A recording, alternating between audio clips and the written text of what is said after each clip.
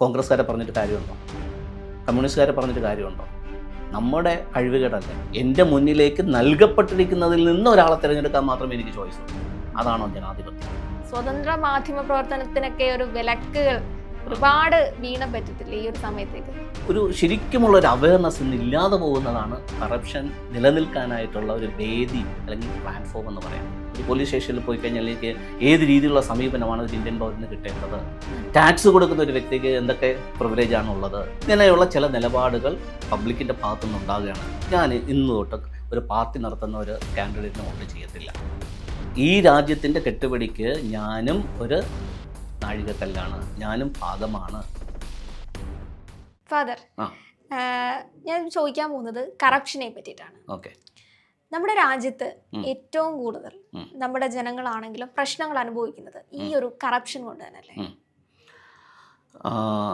അങ്ങനെ പറയാം ഒരു സൈഡിൽ. മറു സൈഡിൽ ഒരു ഇന്ത്യൻ പൗരന് ഉണ്ടാകേണ്ടുന്ന ആനുകൂല്യങ്ങൾ എന്താണ്, അവകാശങ്ങൾ എന്താണ് എന്നുള്ളതിൻ്റെ അജ്ഞതയുമായി കൂടെ. ഇപ്പോൾ ഞാനിപ്പോൾ ഒരു പോലീസ് സ്റ്റേഷനിൽ പോകുന്നു, അല്ലെങ്കിൽ ഒരു ഗവൺമെൻറ് ഓഫീസിൽ പോകുന്നു, എനിക്ക് അവിടെ നിന്ന് കിട്ടേണ്ടുന്ന റെസ്പോൺസ് എങ്ങനെ ആയിരിക്കണമെന്ന് ധാരണയില്ലാത്ത ഒരു വ്യക്തി പോകുമ്പോൾ അവൻ വീണ് കുമ്പിട്ട് അവിടെ നിൽക്കും. പക്ഷേ ഇതെൻ്റെ അവകാശമാണ് എന്ന് ആ ധാരണയോടുകൂടെ പോകുന്നവൻ അവിടെ വീണ് കുമ്പിടേണ്ട ആവശ്യമില്ല. കാരണം അത് എൻ്റെ അവകാശമാണ്. അപ്പോൾ ഒരു സ്വതന്ത്ര ഇന്ത്യയിൽ ഒരു പൗരന് കിട്ടേണ്ടുന്ന അവകാശങ്ങളെക്കുറിച്ചും മറ്റുള്ള നേട്ടങ്ങളെക്കുറിച്ചും ഒരു ശരിക്കുമുള്ളൊരു അവയർനെസ് ഇന്ന് ഇല്ലാതെ പോകുന്നതാണ് കറപ്ഷൻ നിലനിൽക്കാനായിട്ടുള്ള ഒരു വേദി അല്ലെങ്കിൽ പ്ലാറ്റ്ഫോം എന്ന് പറയുന്നത്. അപ്പോൾ ഇതിനെക്കുറിച്ച് ആൾക്കാർ അവെയർ ആകണം. അപ്പോൾ നമ്മൾ ആരും വന്ന് വീട്ടിൽ വന്നാലും ഇതിനെക്കുറിച്ച് ട്യൂഷനൊന്നും എടുത്ത് തരത്തില്ല. അപ്പം ഞാനും തന്നെ മനസ്സിലാക്കണം. ഒരു പോലീസ് സ്റ്റേഷനിൽ പോയി കഴിഞ്ഞാൽ ഏത് രീതിയിലുള്ള സമീപനമാണ് ഒരു ഇന്ത്യൻ പൗരന് കിട്ടേണ്ടത്, ടാക്സ് കൊടുക്കുന്ന ഒരു വ്യക്തിക്ക് എന്തൊക്കെ പ്രിവിലേജാണ് ഉള്ളത്. സോ ഇങ്ങനെ ഓരോ ആൾക്കാർക്കും അവരുടെ ആ കാര്യങ്ങളെക്കുറിച്ചിട്ട് ധാരണ വേണം.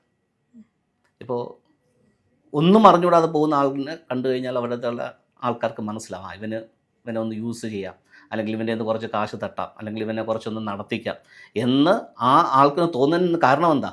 ഇവനൊന്നും അറിഞ്ഞുകൂടാന്നത് മനസ്സിലാവുന്നതുകൊണ്ട്. അപ്പോൾ ബേസിക്കലി വേണ്ടത് ഈ ഒരു അവയർനെസ് ഓരോ വ്യക്തിക്കും ഉണ്ടാകണമെന്നുള്ളതാണ്. ഈ അവയർനെസിന്റെ അപ്പുറത്തേക്കും നമ്മുടെ രാജ്യത്ത് ഈ ഒരു കറപ്ഷൻ പിടിമുറുക്കാനുണ്ടായുള്ള ഒരു കാരണം എന്ന് പറഞ്ഞു കഴിഞ്ഞാൽ ഇവിടെയുള്ള ഒരു കുത്തക ആൾക്കാരുണ്ടല്ലോ, കുത്തക മുതലാളികൾ എന്നൊക്കെ വിളിക്കപ്പെടുന്ന അവരുടെ ഒരു സംരക്ഷണ വലയത്തിലേക്ക് അല്ലെങ്കിൽ അവരെ സംരക്ഷിക്കുന്ന തലത്തിലേക്ക് നമ്മുടെ ഒരു ഗവർണൻസ് എന്ന് പറയുന്നത് മാറ്റപ്പെടുന്നത് കൊണ്ട് തന്നെയല്ലേ? അതിന് ഉത്തരവാദി നമ്മൾ അവരെ മാത്രം പറഞ്ഞാൽ മതിയോ? നമ്മുടെ പിടിപ്പുകേടുമില്ലേ? ഇപ്പം ഞാനൊരു ഉദാഹരണം പറയട്ടെ. ഇപ്പോൾ ഒരു ഇലക്ഷൻ വരുന്നു. അപ്പം എനിക്ക് തോന്നുന്നു 2024 വരാൻ പോവുകയാണ്. നമുക്ക് അസംബ്ലി ഇലക്ഷനെ കുറിച്ച് പറയാം. അസംബ്ലി ഇലക്ഷന് വരുന്ന സമയത്ത് ഒരു 9 പേര് അടങ്ങുന്ന ഒരു പട്ടികയായിരിക്കും എൻ്റെ മുമ്പിൽ വോട്ട് രേഖപ്പെടുത്താനായിട്ട് വരുന്നത്. ഈ 9 പേരെ ഈ പട്ടികയിൽ ഉൾപ്പെടുത്തിയതാരാ? ഞാനാണോ? പാർട്ടിയുടെ ആൾക്കാരാണ്, ഞാനല്ല. അപ്പോൾ ശരിക്കും ആരെ തിരഞ്ഞെടുക്കണമെന്നുള്ള ഒരു ചോയ്സ് എനിക്കില്ല. എൻ്റെ മുന്നിലേക്ക് നൽകപ്പെട്ടിരിക്കുന്നതിൽ നിന്ന് ഒരാളെ തിരഞ്ഞെടുക്കാൻ മാത്രമേ എനിക്ക് ചോയ്സ് ഉള്ളൂ. അതാണോ ജനാധിപത്യം? അപ്പോൾ കോൺഗ്രസിൽ സ്ഥാനാർത്ഥി ആരായിരിക്കണമെന്ന് പാർട്ടിയാണ് തീരുമാനിക്കുന്നത്. കമ്മ്യൂണിസ്റ്റിൽ കാൻഡിഡേറ്റ് ആരായിരിക്കണമെന്ന് ആ പാർട്ടിയാണ് തീരുമാനിക്കുന്നത്. BJPയിൽ കാൻഡിഡേറ്റ് ആരായിരിക്കണമെന്ന് പാർട്ടി തീരുമാനിക്കും. ജനങ്ങളാണോ തീരുമാനിക്കുന്നത്? ആ പാർട്ടി തീരുമാനിച്ച് എൻ്റെ കയ്യിലേക്ക് വരുന്ന ആ ലിസ്റ്റിനകത്തുനിന്നുള്ള ഒരാളെ ചൂസ് ചെയ്യാനായിട്ട് എൻ്റെ അവകാശത്തെ ഞാൻ എന്ത് ചെയ്യുവാണ്? പരിമിതപ്പെടുത്തുകയാണ്. അപ്പോൾ എനിക്ക് വോട്ടിടാതിരിക്കാം. ഞാനെന്തിനാണ് വോട്ടിടാൻ പോകുന്നത്? അല്ലെങ്കിൽ ആ വോട്ടർ പട്ടികയിൽ എനിക്ക് ഇതുവരെ ആരെയും ആവശ്യമില്ല, ഞാൻ ഇതിനകത്ത് ആരെയും തിരഞ്ഞെടുക്കുന്നില്ല എന്നുള്ള ഇത് രേഖപ്പെടുത്താനുള്ള ഓപ്ഷനുണ്ട്. പക്ഷെ ആരും ഇത് യൂസ് ചെയ്യത്തില്ല. ഇങ്ങനെ ഒരു 2 ഇലക്ഷൻ ആൾക്കാർ യൂസ് ചെയ്തിരുന്നെങ്കിലോ ജെനുവിനായിട്ടുള്ള ആൾക്കാർ വന്നേനെ. അപ്പോൾ കുഴപ്പം ആർക്കാ? കോൺഗ്രസ്സുകാരെ പറഞ്ഞിട്ട് കാര്യമുണ്ടോ? കമ്മ്യൂണിസ്റ്റുകാരെ പറഞ്ഞിട്ട് കാര്യമുണ്ടോ? നമ്മുടെ കഴിവുകേടല്ലേ. ഇങ്ങനൊരു ഓപ്ഷൻ നിലനിൽക്കെ എന്തുകൊണ്ട് ഞാനിത് പ്രസ് ചെയ്യുന്നില്ല? പക്ഷേ കഴിഞ്ഞ ലോക്സഭാ തെരഞ്ഞെടുപ്പ് നോക്കുകയാണെങ്കിൽ പല സ്ഥലങ്ങളിലും ഈ പറഞ്ഞ രീതിയിൽ നോട്ട കുത്തിയിട്ടുള്ള ഒരു ഷെയർ വോട്ടിന്റെ ആ ഒരു രീതി വളരെ കൂടുതലായിരുന്നു. ഇങ്ങനെ കുറച്ച് ആൾക്കാർ പ്രതികരിച്ച് തുടങ്ങുമ്പോൾ ആ സമീപനം അവിടെ നിന്നും മാറി വരും. ജെനുവിനായി തുടങ്ങും. പക്ഷേ ഈ ഒരു കറപ്ഷൻ ഇല്ലാത്ത ഉം. ആ ഒരു രാജ്യം അങ്ങനെയൊക്കെ നമുക്ക് സ്വപ്നം കാണാൻ പറ്റുമോ? കാരണം ഇതൊക്കെ ഒരു വൻ ആൾക്കാരുടെ കയ്യിലാണ് എന്നുള്ളത് നമുക്ക് ചെറിയ ചെറിയ ആൾക്കാരെ പറ്റി അറിയുള്ളൂ.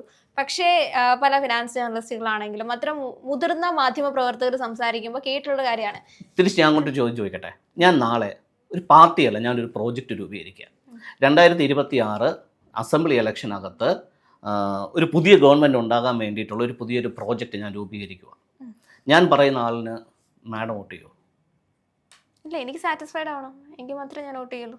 അപ്പോൾ നമ്മൾ വോട്ട് ചെയ്യുമ്പോൾ പലപ്പോഴും നമ്മുടെ ഇഷ്ടം നോക്കിയാണ് വോട്ട് ചെയ്യുന്നത്. ഈ സാറ്റിസ്ഫാക്ഷൻ ഉണ്ടാക്കാൻ വേണ്ടിയിട്ട് ഇവരെ കൊണ്ട് സാധിക്കില്ല. കാരണം ഈ ഒരു തെരഞ്ഞെടുപ്പ് എന്ന് പറയുന്നത് ഒറ്റ നിമിഷം കൊണ്ട് ഉണ്ടാവുന്ന ഒരു കാര്യമല്ലല്ലോ. ഒരു പീരീഡ് ഓഫ് ടൈമിന് അല്ല, ആ ഒരു പീരീഡ് ഓഫ് ടൈമിലായിരിക്കും. ഇപ്പോൾ ഫാദറിനെ ശ്രദ്ധിക്കുകയാണെങ്കിൽ പൊട്ടിമുളച്ചുണ്ടാവുന്ന വിവാദങ്ങൾ എന്നൊക്കെ നമ്മൾ പറയില്ലേ, ഒരാളെ താഴ്ത്താനും ഒരാളെ പൊക്കാനും ഈ ഒരു പീരീഡ് ഓഫ് ടൈം കൊണ്ട് സാധിക്കും. അപ്പോൾ ആ ഒരു സമയം കൊണ്ട് നമ്മൾ തമ്മിൽ ഭേദം എന്ന ആൾക്കാരെ ആയിരിക്കും നമ്മൾ തിരഞ്ഞെടുക്കുന്നത്. അപ്പോൾ ആ ഒരു സമയം കൊണ്ട് നല്ലൊരു ഈ ജനങ്ങളുടെ ഇടയിലേക്ക് ചെല്ലുന്ന അല്ലെങ്കിൽ ജനങ്ങൾക്ക് വേണ്ടി പ്രവർത്തിക്കുന്ന എന്ന രീതിയിൽ ഒരു മുഖച്ഛായ ഒരാളെ രൂപപ്പെടുത്തി എടുക്കാനൊക്കെ നമുക്ക് പറ്റും. കാരണം ആരും ഇത്തരത്തിൽ ചൂഴ്ന്ന രാഷ്ട്രീയമൊക്കെ നോക്കിയിട്ടൊക്കെ പോയി ഇപ്പോൾ വോട്ട് ചെയ്യുന്നുണ്ടോ എന്നുള്ളത് സംശയമാണ്. ഓക്കെ, അപ്പോൾ ഇനി അങ്ങോട്ട് കറപ്ഷൻസ് മാറ്റാനായിട്ട് ഇങ്ങനെയുള്ള ചില നിലപാടുകൾ പബ്ലിക്കിൻ്റെ ഭാഗത്തുനിന്ന് ഉണ്ടാകുകയാണെങ്കിൽ ഞാൻ ഇന്ന് തൊട്ട് ഒരു പാർട്ടി നടത്തുന്ന ഒരു കാൻഡിഡേറ്റിന് വോട്ട് ചെയ്യത്തില്ല എന്നൊരു തീരുമാനം എടുത്താൽ മതി. കാരണം ഞാനൊരു കമ്മ്യൂണിസ്റ്റുകാരനായിട്ടാണ് ഞാൻ ജനിച്ച് വളർന്നതെങ്കിൽ, എസ് എഫ് ഐയിലൊക്കെ നിന്ന് പ്രവർത്തിച്ച് അങ്ങനെ ഒരു കമ്മ്യൂണിസ്റ്റുകാരനായിട്ടാണ് വരുന്നതെന്നുണ്ടെങ്കിൽ എൻ്റെ രക്തത്തിൽ കലർന്നിരിക്കും എനിക്ക് കമ്മ്യൂണിസ്റ്റിനെ വോട്ട് ചെയ്യാൻ പാടുള്ളൂ എന്നുള്ളൊരു തോട്ട് പ്രോസസ്സ് അതിൽ രൂപപ്പെട്ട് കഴിയും. അതുപോലെ മറ്റു പാർട്ടിക്കാരുടെ. അപ്പോൾ അതൊരു മൈൻഡ് സെറ്റാണ്. ഈ മൈൻഡ് സെറ്റ് പൊട്ടിയിട്ട് ജെനുവിനായിട്ട് എൻ്റെ ദേശത്തിന് നന്മയുണ്ടാകുന്ന ഒരാൾ വരണമെന്നുള്ളൊരു മൈൻഡ് സെറ്റിലേക്ക് ജനങ്ങൾ മാറി തുടങ്ങുമ്പോൾ ഈ പറയുന്ന കാര്യങ്ങൾക്ക് മാറ്റം വന്നുകൊള്ളാം. അല്ല, ഞാൻ കോൺഗ്രസിനെ വോട്ട് ചെയ്യുള്ളൂ, ഞാൻ കമ്മ്യൂണിസ്റ്റിനെ വോട്ട് ചെയ്യൂ, ഞാൻ BJPക്ക് വോട്ട് ചെയ്യൂ, അതെൻ്റെ പാർട്ടിയുടെ എൻ്റെ രക്തത്തിളപ്പാണ് എന്ന് പറയുന്നിടത്തോളം കാലം ഒരു മാറ്റം ഉണ്ടാകാൻ പോകും. ഈ പറയുന്ന രീതിയിൽ ഈ മതവും മറ്റ് ഒരുപാട് ഫാക്ടേഴ്സും ഇതിൻ്റെ അകത്തേക്ക് ഉൾപ്പെട്ട് കഴിഞ്ഞു. നമ്മളിനി എത്രയൊക്കെ പറഞ്ഞു കഴിഞ്ഞാലും ഈ രാജ്യത്തെ സംബന്ധിച്ച് പലയിടങ്ങളിലേക്കും അവർക്ക് വേണ്ട വികസന പ്രവർത്തനങ്ങളെ പറ്റിയിട്ട് നമ്മൾ സംസാരിച്ചു കഴിഞ്ഞാലും അവർ ചിലപ്പോൾ ശ്രീരാമനെ പറ്റിയിട്ടും അല്ലെങ്കിൽ ക്രിസ്തുവിനെ പറ്റിയിട്ടൊക്കെ ആയിരിക്കും ഇപ്പോഴും സംസാരിച്ചുകൊണ്ടിരിക്കുന്നത്. ഞങ്ങൾക്ക് അവർ കാരണമാണ് ഉപയോഗം, അല്ലെങ്കിൽ രാജ്യത്തിന്റെ ഉന്നതി അതാണ്, അല്ലെങ്കിൽ അതിലാണ് നിൽക്കുന്നത് എന്നൊരു തെറ്റിദ്ധാരണ ഇവിടെ ഓൾറെഡി പകർന്നിട്ടുണ്ട്. ഇപ്പോൾ കേരളത്തെ സംബന്ധിച്ച് സാക്ഷരതയിൽ ഒന്നാമതാണ്. ഇവിടെ ചിലപ്പോൾ നമ്മൾ കുറെ ആൾക്കാരോട് സംസാരിക്കുമ്പോൾ ഇത്തരത്തിലുള്ള അപ്ഡേറ്റഡ് ആയിട്ടുള്ള കുറെ കാര്യങ്ങൾ സംസാരിക്കായിരിക്കാം. പക്ഷേ അങ്ങ് വടക്കേ ഇന്ത്യയിലേക്കും അത്ര ഉൾനാടുകളിലേക്കൊക്കെ പോകുമ്പോൾ ഇപ്പോഴും ഇത്തരം ഒരു ചിന്താഗതികളിലേക്കൊന്നും ആരും പോയിട്ടില്ല.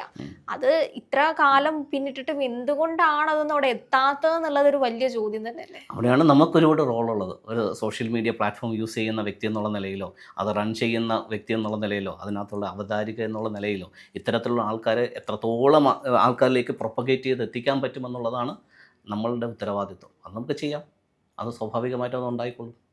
മാധ്യമങ്ങളൊക്കെ ഓൾറെഡി ഒരു എന്താ പറയാ, സ്വതന്ത്ര മാധ്യമ പ്രവർത്തനത്തിനൊക്കെ ഒരു വിലക്കുകൾ ഒരുപാട് വീണ പറ്റത്തില്ല ഈ ഒരു സമയത്തേക്ക്. സ്വതന്ത്രമായിട്ട് നിന്ന് ചെയ്യാമല്ലോ. നമുക്കിപ്പോൾ ഒരു ഓർഗനൈസേഷൻ്റെ ചുവട് പിടിച്ച് നിന്നേ മാധ്യമ പ്രവർത്തനം നടത്താവൂ എന്നുള്ള സിറ്റുവേഷനൊക്കെ മാറിയില്ലേ?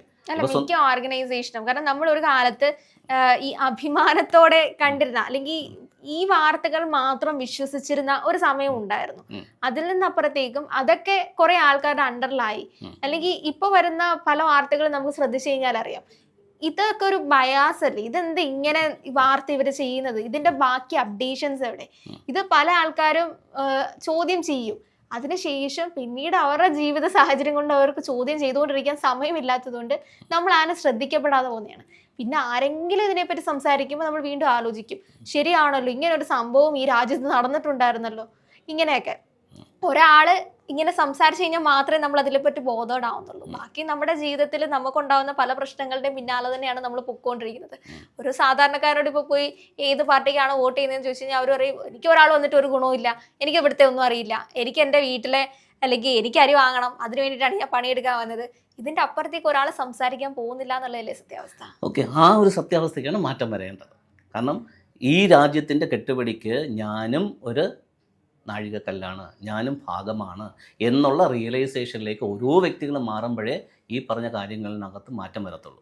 അപ്പോൾ അങ്ങനെ ഒരു വ്യക്തിയിൽ ഒരു ബോധം ഉണ്ടാക്കി കൊടുക്കാനായിട്ട് തീർച്ചയായിട്ടും നമുക്ക് കഴിയും. ഇപ്പോൾ പണ്ടാണെന്നുണ്ടെങ്കിൽ ഏഷ്യാനെറ്റോ അല്ലെങ്കിൽ സൂര്യ TV യോ അല്ലെങ്കിൽ ദൂരദർശനോ അല്ലെന്നുണ്ടെങ്കിൽ ദേശാഭിമാനിയോ മനോരമയോ മാതൃഭൂമിയോ ഒക്കെ പറയുന്ന കാര്യങ്ങൾ മാത്രമേ ആൾക്കാർക്ക് ഓപ്ഷൻ ഉണ്ടായിരുന്നുള്ളൂ.